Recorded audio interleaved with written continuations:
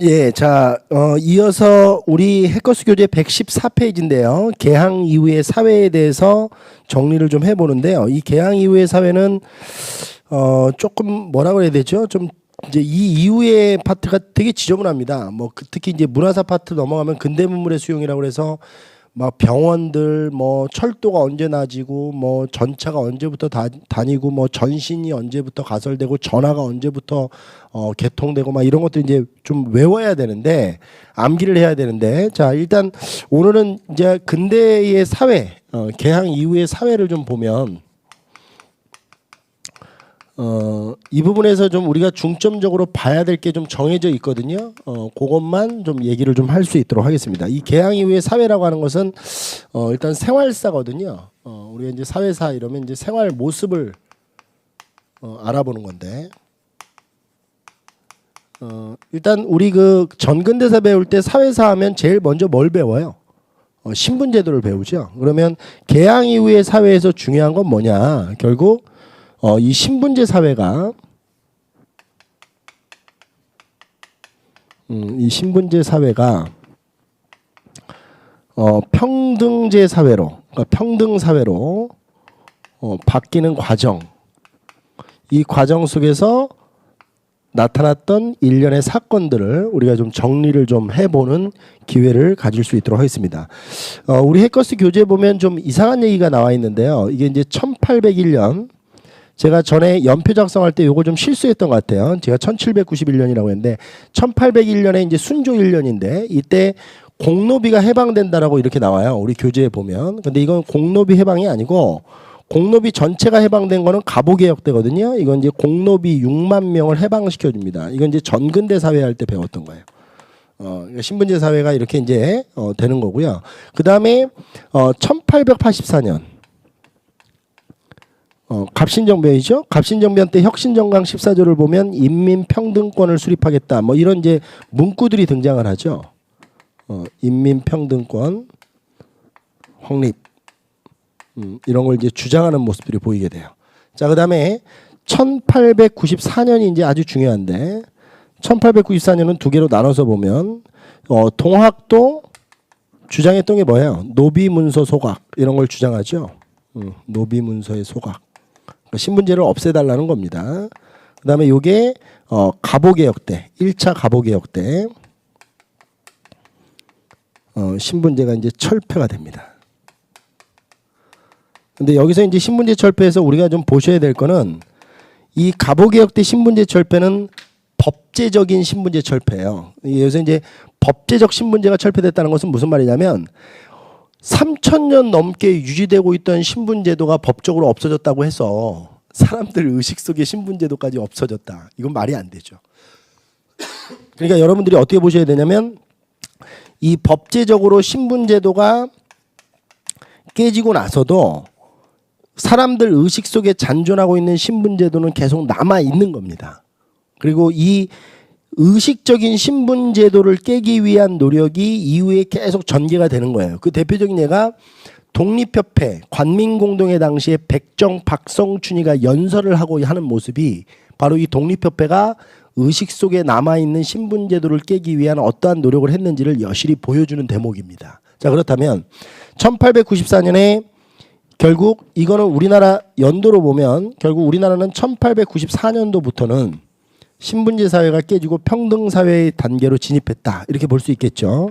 그리고 요거 잘 조심하셔야 돼요. 우리 공무원 시험 보시는 분들은 요거 조심하셔야 됩니다. 요거.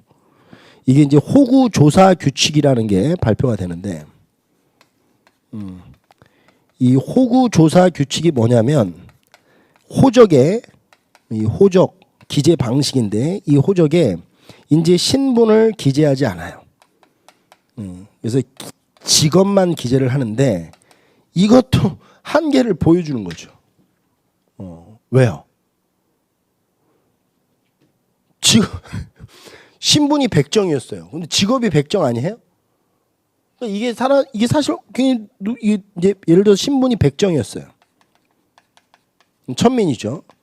근데 이게 직업을 기재하니까 직업이 빨간 글씨로 도한이라고 이렇게 써놓거든요. 이게 이제 백정이라는 얘기인데 이게 뭐 의미가 없는 거죠. 그러니까 사람들 의식 속에서 계속 신분제도는 이후에도 이제 남아 있는 겁니다.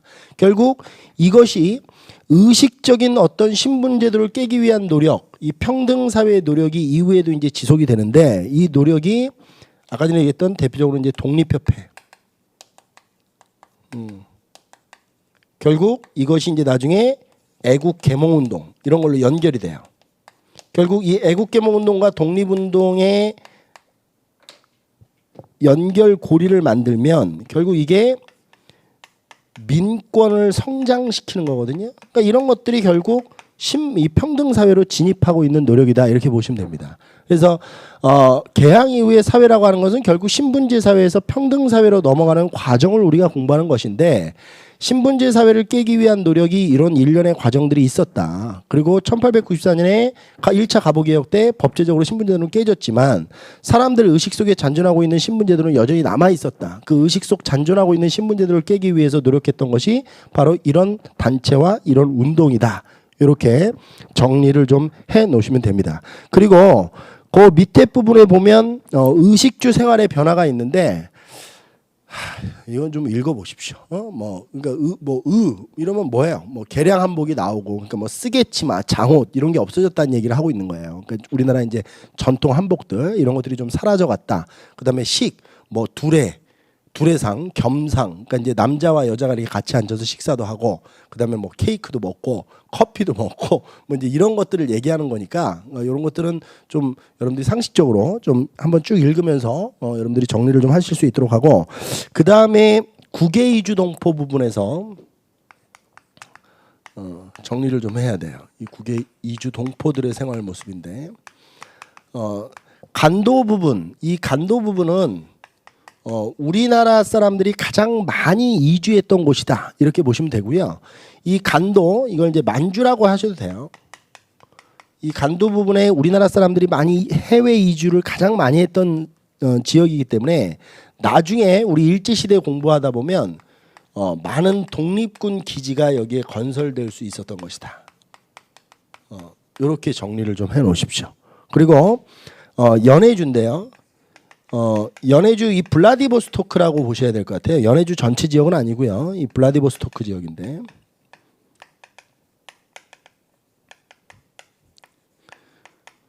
이 지역에 말 그대로 블라디보스토크 코리아타운, 지금으로 얘기하면 코리아타운이 들어서는데 이 마을을 신안촌이라고 합니다. 이 신안촌이라는 말 잘 기억하셔야 돼요. 신안촌. 그리고 이 신안촌에서 결국 이때 당시에 이제 우리나라 최대의 어떤 자치기구, 연해주 자치기구인 권업회, 뭐 성명회도 나오지만 이건 나중에 일제시대 할 때 정리를 할 거예요. 이런 것들이 만들어진다. 이렇게 정리를 좀 해놓으시고요. 그 다음에 미주 부분인데요. 이 미주 부분이 조금 나오면 어려워요. 왜냐하면 이 미주가 우리나라 해외 이주 부분에서 최초로 국가가 주도해서 공식 이주를 했던 최초의 공식 이주가 이루어졌던 거예요. 이게 이제 정확히 얘기하면 1903년인데 우리 교재에는 나와 있지 않더라고요. 1903년에 대한제국 시기 때죠. 해외 이주가 공식적으로 이루어져요. 이 미주로. 이게 뭐냐면 이제 하와이로 주로 가는데, 이 하와이로 가서 이 사람들이 사탕수수 농장에서 일을 하거나 파인애플 농장에서 일을 하게 돼요. 그래서 이 사람들을 뭐라고 하냐면 애니깽이라고 부릅니다. 물론 뭐 노동자들의 이주가 많았죠. 그 밖에도 뭐 사탕수 노동자뿐 아니라 철도 노동자 이런 사람들도 이주를 했지만 이 미주에서 공식 이주가 이루어졌다라는 것도 기억을 좀 해놓으시면 이 국외 이주 부분은 이렇게 해서 간략화시켜서 여러분들이 정리를 좀 해놓으시면 돼요.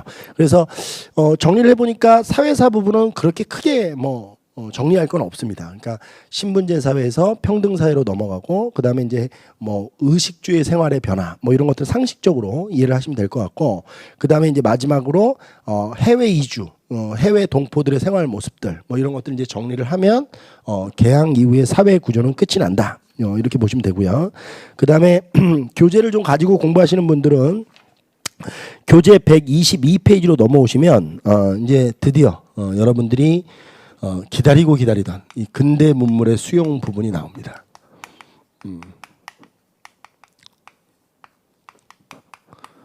근데 지금 이제 이 무료 강의가 같이 병행되고 있기 때문에 교재가 없이 들으시는 수험생들을 위해서 제가 말씀을 드리는데요.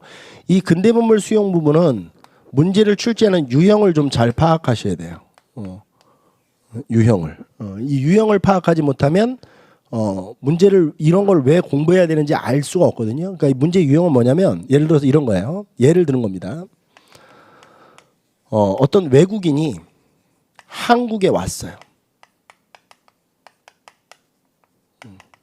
한국에 방문을 했다라고 보는 겁니다. 그리고 이 외국인이 기행문을 썼어요. 근데 이 외국인이 한국을 방문했던 기간이 1904년도부터 1907년이에요. 예를 드는 겁니다. 그러면 이때 우리나라에서 볼 수 있는 시설물들 뭐 이런 걸 찾는 겁니다. 그래서 뭐 명동성당에서 미사를 드리고 나오는 신도들의 모습을 볼 수 있느냐 이런 문제예요. 그러면 이걸 어떻게 골라야 돼요? 명동성당이 언제 만들어졌는지를 우리가 기억을 하고 있어야 돼요. 명동성당은 1898년에 만들어지거든요. 그러니까 예를 드는 겁니다. 자, 명동성당은 1898년에 건립이 돼요. 그러면 자, 시간적으로 볼게요. 1898년에 건립돼서 명동성당은 지금도 있잖아요. 그잖아요. 그러니까 1898년 이후에는 명동성당에서 미사를 드리고 나오는 신도들의 모습을 이 시기 때는 당연히 볼 수가 있는 거죠. 그러니까 이런 문제가 나오기 때문에 유형이 다 이래요.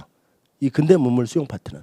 그러니까 뭐 서울에서부터 인천까지 기차를 타고 갔다. 그러면 경인선 철도가 나와졌느냐? 이런 걸 이제 묻는 거예요. 이런 식으로. 그래서 경부선 철도를 탔다. 서울에서부터 부산까지 가는데 나는 열차를 타고 갔다. 그럼 이걸 열차를 타고 내리는 뭐 사람들의 모습을 볼 수 있느냐 없느냐? 그러면 경인선 철도는 언제 놓아지고 경부선 철도는 언제 놓아졌느냐? 이런 걸 우리가 이제 외워야 되기 때문에 이 부분이 여러분들을 괴롭히는 겁니다. 그래서 이 문제 유형을 좀 잘 파악해 놓으면 우리가 이제 근대 문물 수용 부분을 어떻게 공부를 해야 되는지 이제 답이 나오죠. 이게 이제 나중에 신문도 마찬가지예요. 뭐 한성순보를 보고 있는 사람, 뭐 상인의 모습 이런 걸 볼 수 있느냐 없느냐. 한성순보는 1883년에 발행이 돼서 1884년에 발행이 끝나거든요. 이 모습은 볼 수가 없는 거죠. 물론 뭐 한참 지나서 옛날 신문을 보고 있는 사람은 없을 테니까. 그러니까 결국 신문이나 이런 것들도 다 이 범주 안에 들어갑니다. 이 유형의 범주 안에 들어가기 때문에 어떤 신문이 언제 발간돼서 언제 폐간됐는지까지 여러분들이 정리를 해놓지 않으면 이 근대문물 수용 파트의 문제를 해결하기가 어려워요. 그리고 대부분 암기기 때문에 이 부분은 제가 힘을 줘서 수업을 하는 부분은 아니지만 시험 문제에 출제되면 수험생들이 굉장히 어려움을 겪는 부분입니다. 그래서 제가 이 부분 수업할 때 항상 하는 얘기가 우리가 보통 역사 이러면 뭐 파노라마처럼 이렇게 흐름으로 역사 진행을 쫙 이해하고 이러면 문제가 풀릴 것 같잖아요. 근데 최근 공무원 시험에서 좋은 점수를 받으려면 그러니까 95점, 뭐 100점 이런 점수를 받으려면 흐름은 당연한 거고요. 그러니까 이제 학원 여기서 이거 학원이잖아요. 이거 학원에서 제가 지금 수업하는 선생님들 입장에서도 흐름을 잘 잡아주는 거는 선생으로서 기본이 되는 거예요. 그러면 이제 그거 말고도 아주 문제가 어렵고 지엽적으로 암기를 묻는 문제가 나오더라도 이거를 어떻게 수업을 하고 어떻게 우리 수험생들이 기억을 하느냐를 선생이 얘기를 해줘야 되거든요. 그러니까 이 문제 유형, 그러니까 다시 한번 얘기할게요. 근대문물 수용 부분은 이 유형 안에서 나와요. 그럼 어떻게 해야 되겠어요? 어떤 건물들, 어떤 시설물들이 언제 설립됐는지 이런 것들을 다 외워야 된다는 얘기죠. 그러니까 다시 한번 아까 전에 했던 얘기하면 흐름으로 이해하는 한국사는 너무 당연한 것이다.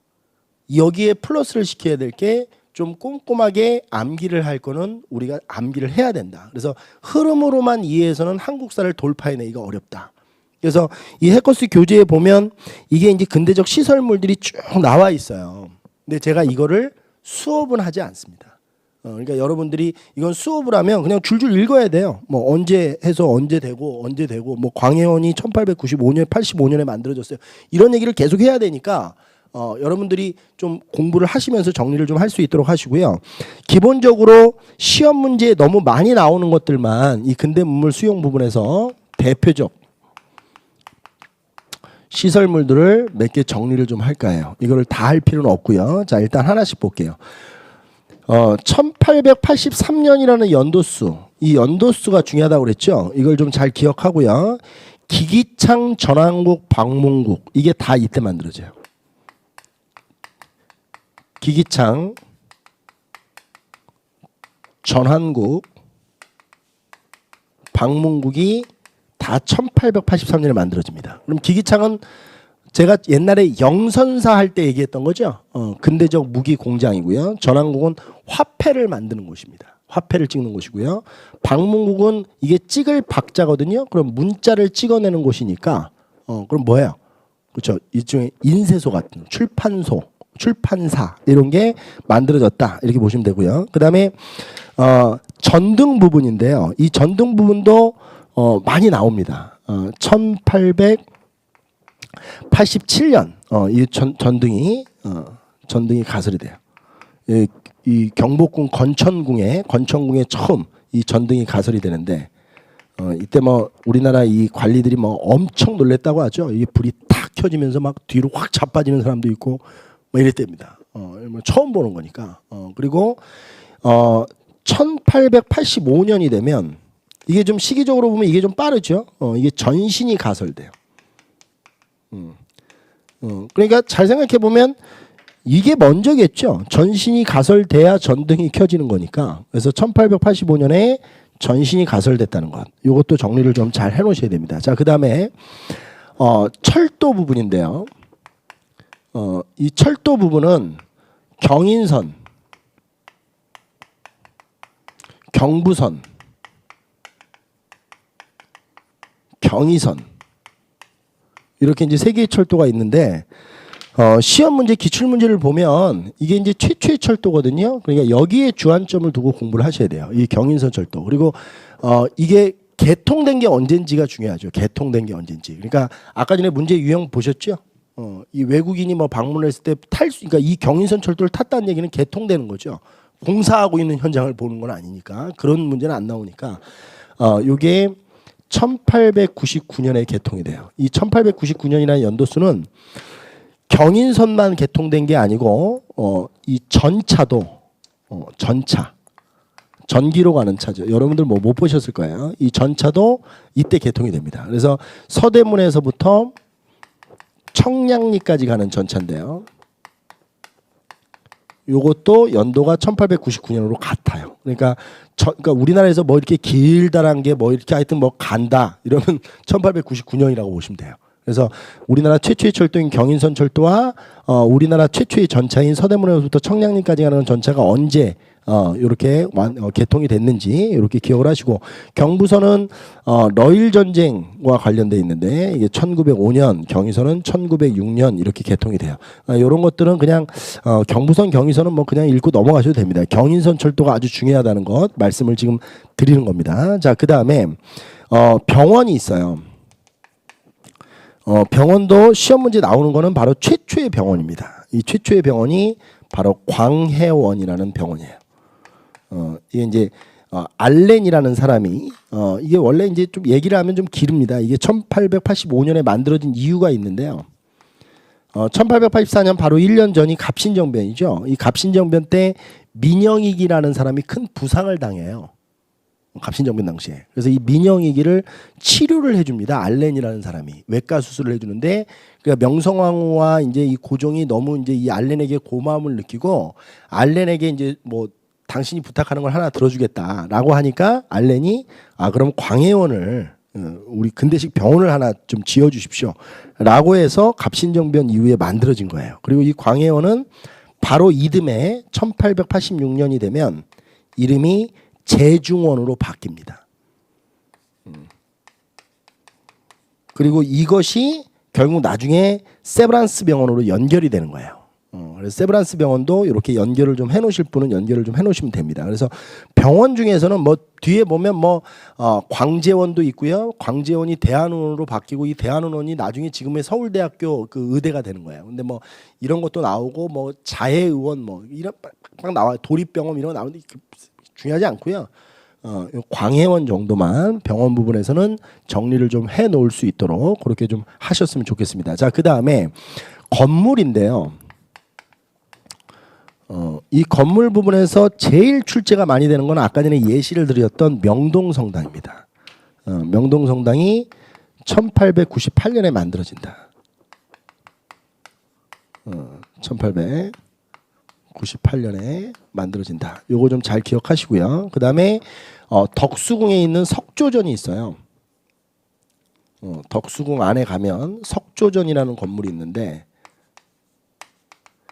이게 1910년에 완공이 돼요. 그러니까 이 덕수궁 석조전은 근대 건물들 중에서는 좀 상당히 늦게 만들어지는 겁니다. 그래서 보통 이제 이런 게 시험 문제 나왔잖아요. 아까 전에 외국인이 한국 방문했는데 이제 기획물서인데 볼 수 없는 걸 찾아라. 그러면 덕수궁을 방문해서 뭐 석조전을 보았다. 이러면 이게 이제 틀린 답이 되는 거예요. 왜냐하면 1907년도에는 덕수궁 석조전이 만들어지기 전이죠.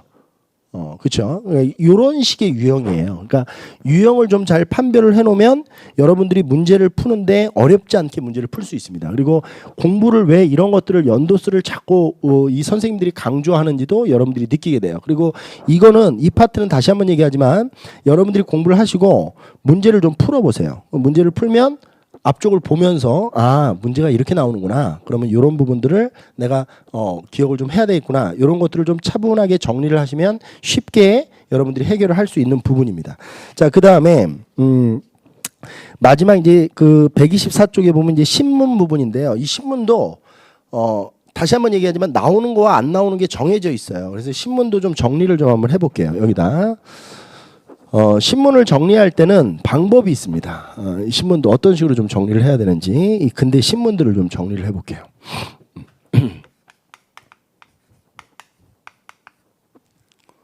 이거 맨날 틀리시죠? 나오면 그렇죠? 이 근대 신문 공부할 때는 제가 지금 하는 얘기 잘 들으세요. 이 대한제국을 여기다 가운데다 놓고요. 대한제국 전의 신문과 후의 신문을 나눠서 공부하시는 게 좋습니다. 그래서 대한제국 전의 신문은 크게 두 개거든요. 이제 관보적 성격을 갖고 있는 신문이에요. 관보라고 하는 것은 이제 국가에서 발행하는 신문인데 우리나라 어떻게 보면 최초의 근대 신문이죠. 이게 이제 한성순보입니다.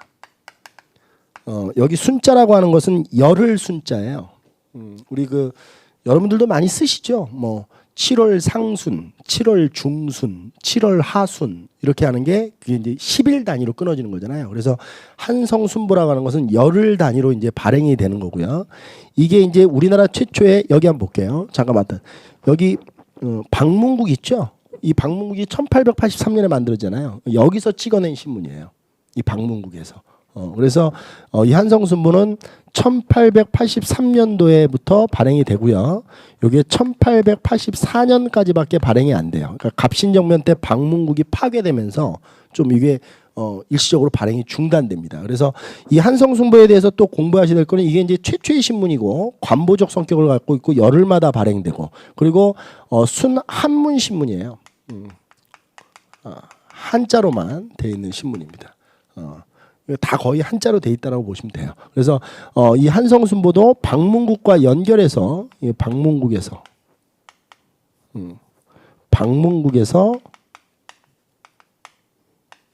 이 한성순보를 찍었다. 이렇게 방문국과 연결해서 좀 기억을 해놓으시면 이 연도가 좀 잘 떠오를 수 있을 듯 싶습니다. 자, 그다음에 이게 이제 1884년에 없어지고 나서 한성주보라는 게 만들어져요.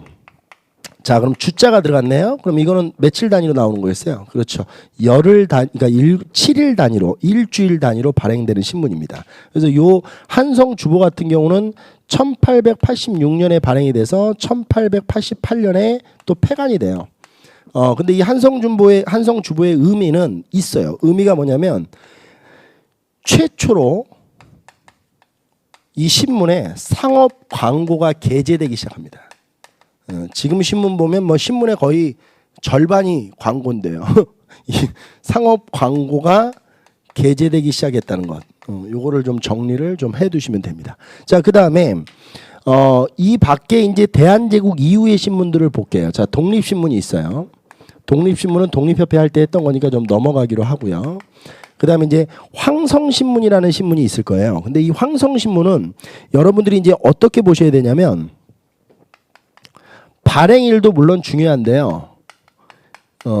여기 이 황자가 들어가잖아요. 그럼 이게 대부분 뭐 이후라고 그랬죠? 대한제국 이후. 요거 이제 연결이 된다는 거 정도만 기억을 하시면 되고요. 그다음에 황성신문은 이제 1898년부터 1910년까지 발행이 됩니다. 1898년부터 대부분 다 1910년에 폐간이 돼요. 이거는 그 전에 끝나지만 이 1910년이 바로 한일 병합조약이 체결되면서 황성신문이 이제 끝이 나는데 이 황성신문 하면 이제 떠올라야 될 게 두 가지예요. 황성신문은 뭐 남궁옥이라는 사람이 발행했다. 뭐 이 발행인을 기억하는 것보다 더 중요한 거는 두 가지인데요. 하나는 장지연의 시일야 방성대곡이라는 사설이 여기에 게재됐다는 것. 장지연의 시일야 방성대곡이라는 사설이 기재됐다는 것하고 그 다음에 국채보상운동을 홍보해줬던 그런 신문이다라는 것 이렇게 정리를 좀 해놓으시면 됩니다. 그리고 이 황성신문도 순한문신문이에요. 이 유생들을 대상으로 발행이 됐던 신문이기 때문에 문체 자체도 굉장히 이 그러니까 아주 정형화돼 있고 한자로 그리고 내용도 사실은 일반인들이 읽기가 굉장히 어려웠던 그런 좀 고급 신문이었다. 뭐 이렇게 황성신문을 좀 보시면 됩니다. 그 다음에 거기 보시면 뭐 매일신문도 있고 매일신문이 나는데 매일신문은 버리고요. 제국신문은 좀 기억을 하셔야 돼요. 이 제국신문도 이 제국신문이 시험 문제 출제되는 것은 딱 하나입니다. 뭐냐면 발행일은 다 똑같아요. 이거 씁시다. 1898년부터 이것도 1910년까지 발행이 되는데 이 제국신문은 이종일 뭐 이런 사람들이 발행이 되는데 이 대상이 이게 순한글 신문이라는 게 중요해요. 제국신문은. 그럼 이렇게 순한글로 발행됐던 이유가 여성 그 다음에 일반 서민들을 대상으로 발행이 됐던 신문입니다. 뭐 이것도 계몽 활동의 입장으로 보면 의미가 굉장히 큰 신문이다. 이렇게 정리를 좀 하시면 됩니다. 자, 그 다음에 뭐니 해도 이제 신문 중에서는 제일 많이 나오는 신문이 이거죠. 대한매일신보입니다. 이 대한매일신보는 사장이 영국인이에요. 발행인은 물론 양기탁이라고 하는 사람인데 이 대한매일신보가 언제부터 나오냐면 1904년부터 발간이 돼서 1910년에 폐간이 되거든요.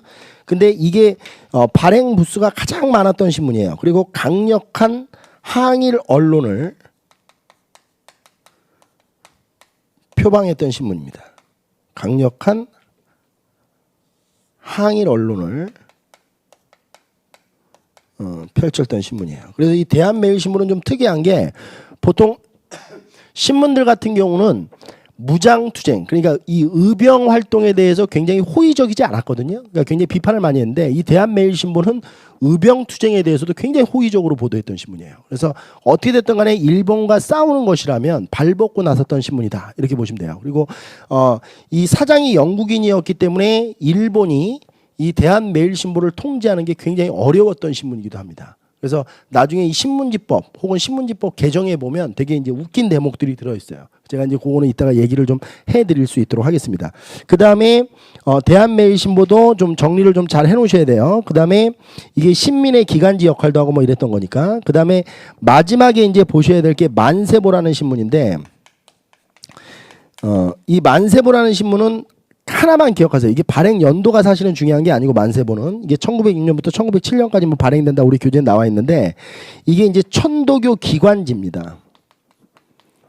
천도교가 이제 이 동학이 이름이 천도교로 바뀐 거거든요. 그래서 이 천도교 기관지 역할을 했다는 것, 이 만세보가. 그래서 요렇게 신문을 좀 정리를 좀 해놓으시고, 그 다음에 기타 신문들 뭐 국민신보, 대한민보는 좀 보셔야 되는데, 대한민보는 좀 교재 있으신 분들은 형광펜을 쳐놓으시고, 교재 없으신 분들은 대한민보를 여러분들이 있는 교재에서 좀 확인을 해보세요. 그 다음에 그리고 그 무료 강의 들으시는 분들은 좀 뭐 죄송하지만 이 무료 특강 강의가 이게 3권이잖아요. 요거 정도는 좀 구입을 해서 무료 강의를 이렇게 들으세요. 지금 강좌 수가 굉장히 많은 무료 강의를 찍고 있으니까 제가 뭐 교재 팔려고 이렇게 홍보하는 건 아닌데 하여튼 대한민보도 경향신문, 대한신문, 경남일보 뭐 이런 것들이 있고 해외에도 뭐 신한민보, 미국에서 발행됐던 신문이죠. 그다음에 연해주의 해조신문, 대동공보 뭐 이런 신문들이 연해주 지역의 한인들을 위해서 발행이 됐던 신문이다. 이렇게 보시면 되는데 시험 문제는 이제 어떤 게 나오냐면 이런 신문들이 발행될 때 일본이 가만히 있지 않았겠죠. 그래서 신문지법이 발행이 됩니다. 이게 이제 시험 문제 어떻게 나오는지 유형을 파악하는 게 중요해요. 이 신문지법이 1907년에 발표가 되는데 그러면 여기 한번 볼게요. 지금 여기 보세요. 한성순보라든지 한성주보 그다음에 독립신문도 1896년에 발행돼서 제가 1899년까지 발행된다고 그랬잖아요. 그러면 여기에서 이제 이 독립신문까지 딱 잘라볼게요. 한성순보, 한성주보, 독립신문은 신문지법의 적용을 받지 않았던 신문이겠죠. 그러니까 그렇잖아요. 이게 다 전에 신문지법이 발효되기 전에 다 폐간됐던 신문이니까. 그래서 황성신문, 제국신문, 대한매일신보 이런 만세보 이런 신문들이 신문지법에 적용을 받았던 신문들이에요. 그래서 이 신문지법은 우리나라 언론을 탄압하기 위해서 일본의 통감부가 제정했던 법이다. 이렇게 보시면 되고 신문지법에 적용을 받았느냐 안 받았느냐는 결국 폐간 연도를 좀 잘 기억해야 된다. 그리고 이 신문지법을 피해 나갔던 신문이 바로 대한매일신보예요. 왜냐하면 이건 우리나라에서 그러니까 우리나라 사람이 발행하는 게 아니고 영국인 베델이 발행하는 영국인이 사장이다 보니까 그래서 일본이 얼마나 웃기냐면 신문지법을 1908년에 개정을 해요. 이 대한매일신보 때문에 개정하는 겁니다. 그래서 신문지법 개정의 내용을 보면 뭐냐면 우리나라에서 외국인이 발행하는 신문도 신문지법 대상에 포함시키겠다라는 내용이에요. 그러니까 이거는 이름을 써놓지 않았지 대한매일신보 너희를 좀 감시할 거야. 이러면서 신문지법이 개정된 겁니다. 그래서 결국 이 개정되는 부분을 대한매일신보와 연결을 좀 잘 시켜놓으셔야 돼요. 이 사장 영국인 베델 이 사람을 좀 어떻게 보면 좀 법적으로 조치하기 위해서 일본이 신문지법도 개정했다. 이렇게 정리를 좀 하시면 됩니다. 자, 이렇게 해서 신문까지 좀 알아보았는데요. 자, 제 얼굴 좀 봐주세요. 아직 이 문화사가 다 안 끝났습니다. 우리 이제 뭐 국사 연구 파트, 국어 연구 파트, 그 다음에 문학 이런 것들 이제 정리를 다 하셔야 되거든요. 뭐 시, 소설 이런 것들도 남아 있는데 사실은 우리 수험생들이 아까 전에 얘기했지만 공부하면서 어려움을 겪는 파트예요. 근데 이제 그런 것들은 제가 지금 수업하는 내용들을 보면 그렇게 크게 막 이렇게 수업을 할 내용은 없습니다. 그러니까 이게 왜냐면 이제 선생이 수업해야 될 부분과 학생들이 공부해야 될 영역이 좀 나눠져 있다라고 저는 나름대로 생각하거든요. 그러니까 이런 거 수업 보시면 사실 이런 것들이 쭉 좀 나열해서 이렇게 우리가 외우게 시키는 거기 때문에 제가 이렇게 뭐라고 이렇게 뭔가 우리 저번 강에서 했던 뭐 이게 근대 경제, 개항 이후의 경제 이런 것들은 선생님 입장에서 수업하기가 굉장히 좋죠. 이게 탁탁탁 뭐 이렇게 해서 매핑을 딱 그려주고 이렇게 해서 딱 개념을 설명할 수 있는데 이런 것들은 막 이렇게 막 붕붕 늘어지고 막 이렇게 연도를 외워야 되고 하니까 여러분들이 좀 정리를 차분하게 다시 좀 하시고요. 그리고 아직 안 끝났습니다. 그때 이제 뭐 다음 시간에 한 번 정도 더 이 근대문물 수용 파트를 정리를 하고 바로 일제시대로 넘어갈 수 있도록 하는데 지금 이 언론기관이라든지 이 신문 같은 경우는 어떻게 공부해야 되는지 제가 지금 방향성만 제시를 해주고 있는 거예요. 그러니까 여러분들이 꼼꼼하게 잘 읽어보셔야 돼요. 교재가 있으면 교재를 잘 읽어보시면서 정리를 좀 해두셨으면 좋겠습니다. 자, 공부하시느라고 수고하셨고요. 다음 시간에 또 바로 이어서 정리를 할 수 있도록 하겠습니다. 자, 수고하셨습니다.